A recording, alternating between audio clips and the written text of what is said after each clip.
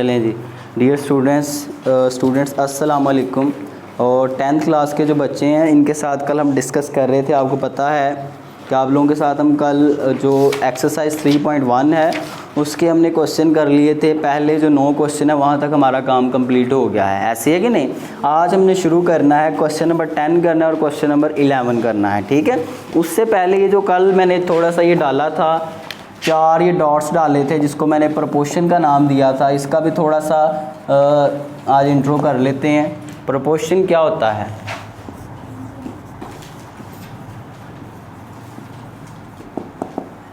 देखें बेटा, हमारे पास कुछ सिमिलर क्वांटिटीज़ हों और उनके एक जैसी आपके पास चीज़ें हों, और आगे आपने जो और दो हमारे पास एक जैसी क्वांटिटीज़ हैं उनको हमने एक रेशियो में लिख लिया, और उनसे ही जुड़ी कुछ और चीज़ें हैं और वो दोनों की यानी कि अपनी अपनी चीज़ें, उन दोनों के दरमियान जो बराबरी है, इक्वलेंस है, उसको जाहिर करने के लिए आप क्या यूज़ करते हैं? प्रोपोर्शन यूज़ करते हैं। मिसाल के तौर पे कल हमने ये कहा था कि 8 kg आम थे और जो केजीज थे यानी कि मैथ्स था वो हमने एक साइड पे लिख लिया था, और इनसे रिलेटेड जो इनकी प्राइसेस थी यानी कि इनकी कीमतें थी वो हमने दूसरी साइड पे लिख ली थी। भाई एक की कीमत हमने 100 रुपीज़ अगर रखी है और दूसरे की कीमत हमने 200 रुपीज़ रखी है, ठीक हो गया।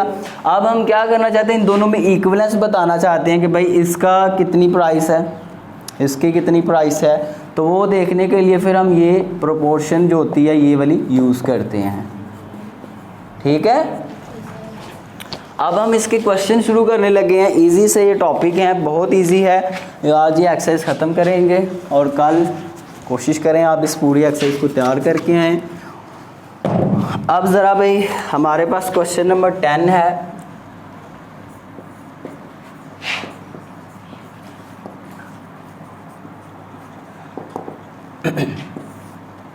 चैप्टर नंबर हम कौन सा डिस्कस कर रहे हैं?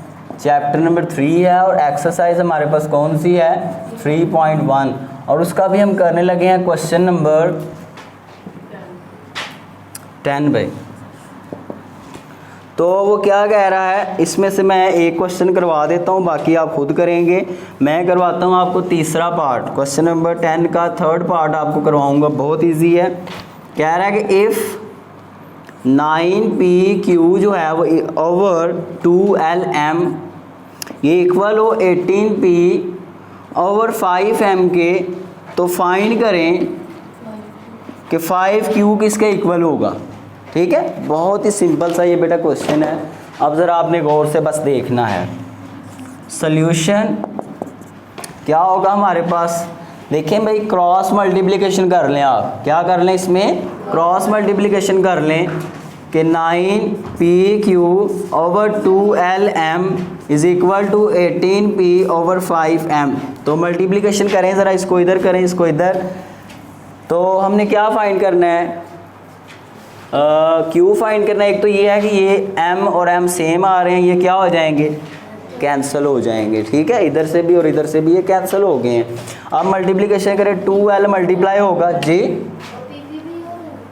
अगर पी भी ऊपर सेम आ रहे हैं तो वो भी कैंसिल हो गए, शाबाश, ठीक है। इजीली आप इनको इधर ही कर दें ताकि वो आपकी कैलकुलेशंस लंबी ना हो, ठीक है।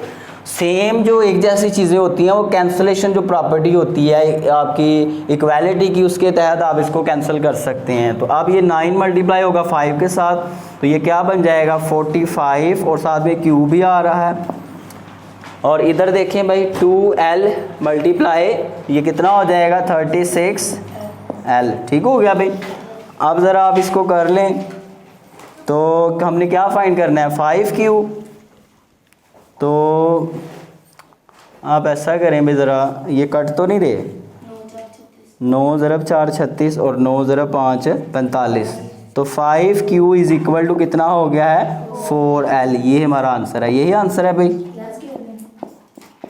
यही आंसर है। साफ आ रही है वीडियो? चलें भाई। अब उसके बाद जो हमने इसका क्वेश्चन करना है, क्वेश्चन नंबर जो 11 है अभी हम वो करने लगे हैं। बाकी अपना काम करें, टाइम वेस्ट ना करें। क्वेश्चन नंबर 11 का हम करेंगे, 2 पार्ट में करवाऊंगा, बाकी 3 आप खुद करके आएंगे। चलें भी, आप बताएं मुझे कि कौन कौन सा पार्ट करवाऊं मैं आपको। तीसरा और चौथा करवा दूं? Yes sir. चलें भाई, थर्ड पार्ट है इसका x minus 3 over 2 ratio 5 over x minus 1। Proportion आ रही है आपके पास x minus 1 over 3 ratio 4 over x plus, गलत करवा रहे हैं आप, बाद में फिर आप कहेंगे सर से क्वेश्चन नहीं हल हो रहा है। अब तो सल्यूशन बच्चे ऐसे ही करते हैं, टीचरों को रकम गलत लिखवा देते हैं तंग करने के लिए, बाद में बेचारा आधा घंटा लगा रहता है, क्वेश्चन कर लेता है। वैसे मैं कह रहा हूँ कि आपने तो जानबूझ के नहीं किया, लेकिन कुछ करते हैं ऐसे, तो बाद में वो बेचारा सोच रहा होता है कि मेरी कहाँ से गलती हुई है। बच्चे चुप करके बैठे होते हैं तो हंस रहे होते हैं। तो बहरहाल अभी हम क्या करेंगे, इसको लिखें ज़रा आप फ्रैक्शन की फॉर्म में, x minus 3 over 2 over 5 over x minus 1, ठीक है। और बीच में इक्वल आएगा इसकी जगह पे x minus 1 over 3 over 4 over x plus 4, ठीक है। अब आपको पता है कि आपके पास जो थोड़ा सा मैं बताना आपको भूल गया हूँ कि बेटा जो बाहर वाले ये जो दो नंबर्स होते हैं, चलें यहाँ पे लिख लेते हैं कि a रेशो b हो, प्रोपोर्शन हो c रेशो d। तो ये जो बाहर वाले होते हैं इनको कहते हैं एक्सट्रीम्स, ठीक है। और ये जो अंदर वाले होते हैं इनको कहते हैं मीन्स, ठीक है। और एक फार्मूला आपने याद रखना है कि प्रोडक्ट ऑफ एक्सट्रीम्स इक्वल होता है प्रोडक्ट ऑफ मीन्स के। प्रोडक्ट का मतलब होता है ज़रब, यानी कि अगर आप बाहर वालों को ज़रब करेंगे तो उनका जो आंसर होगा इक्वल होगा अंदर वाले दोनों के ज़रब करके, ठीक हो गया भाई। आप ज़रा देखते हैं तो ये बाहर वाले हैं ना, ये आपस में मल्टीप्लाई होंगे और ये दोनों आपस में मल्टीप्लाई होंगे। तो आप ऐसा करें कि ये चीज़ आप रहने दें, ये आपके लिए थोड़ी डिफ़िकल्ट हो जाएगी। आप वो फार्मूला लगाएं, as product of extremes is equal to, क्या किसके इक्वल होता है? प्रोडक्ट ऑफ मीन्स के। तो एक्सट्रीम हमारे पास क्या है, x minus 3 over 2 multiply 4 over x plus 4, वही आना था जो पीछे आ रहा था, लेकिन थोड़ा सा इजी हो जाएगा। 5 over x minus 1 multiply x minus 1 over 3। तो अब मल्टीप्लिकेशन करें भाई, 2 2 ज़ा 4, तो ये करें ज़रा 2x minus 6 over x plus 4 is equal to 5x जी, x माइनस 1 कैंसिल, 5 ऊपर आ गया, नीचे क्या आ गया 3, शाबाश। अब ज़रा फिर से क्या हो रही है, क्रॉस मल्टीप्लिकेशन हो रही है, तो ये इधर ऊपर और ये इधर ऊपर, तो ये हो गया भाई 6x minus 18 is equal to 5x plus 20। तो जिधर बड़ी टर्म x की उधर ले जाएं, 6x माइनस 5x, इसको उधर ले जाएं, 20 प्लस 18, ये कितना हो गया भाई x, और ये हो गया कितना 38। यही आंसर है, देखें भाई आंसर यही है, जल्दी देखा करें, नालायक लोग हैं, जल्दी जल्दी आहिस्ता आहिस्ता लगे रहते हैं आप लोग। यस। और उसके बाद है बेटा हमारे पास इसका चौथा पार्ट अभी हम करेंगे, यूज़ नंबर जो 4 है इसकी, तो ये आपने नोट करना होगा, कर लें शाबाश नोट, इसको जल्दी जल्दी करें, ये बाद में फिर एडिटिंग करनी पड़ेगी। चलें, आप काम कर रही हैं, फारिग बैठे हुए हैं, करें करें शाबाश। आपका हो गया काम, अभी फ़िज़िक्स का लिख लिए, केमिस्ट्री का भी, फ़िज़िक्स का चेक करवाएं आप ज़रा मुझे।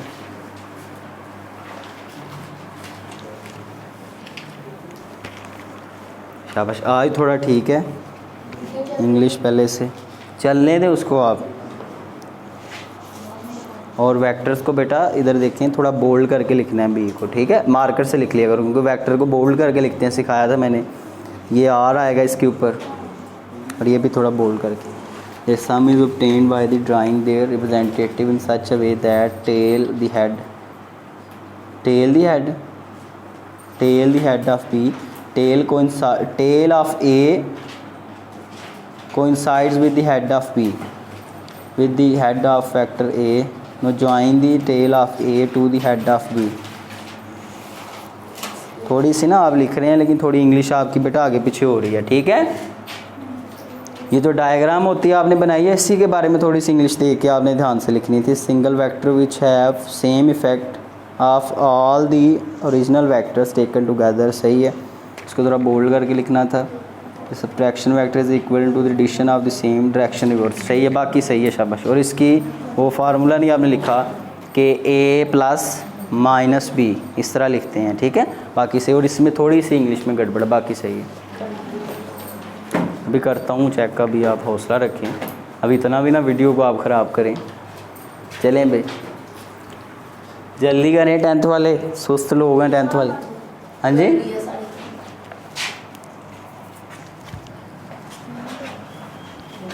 मिटा दूँ?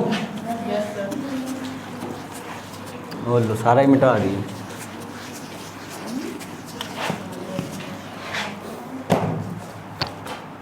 बातें नहीं भाई।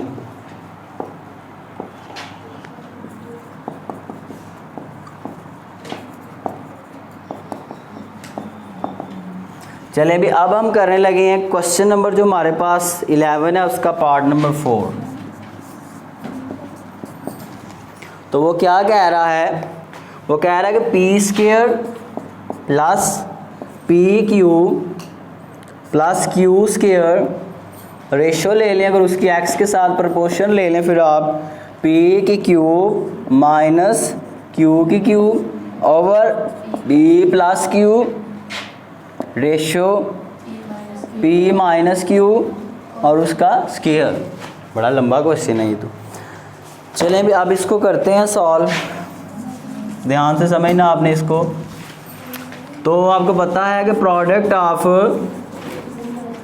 क्या होता है? Product of extremes is equal to product of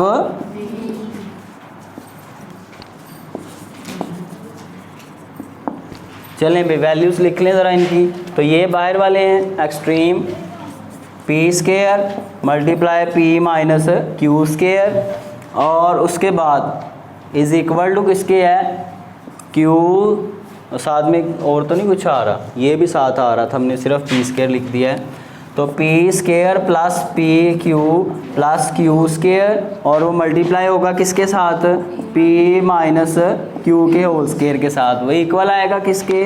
कि एक्स, और मल्टीप्लाई पी की 3 माइनस क्यू की 3 ओवर पी प्लस क्यू।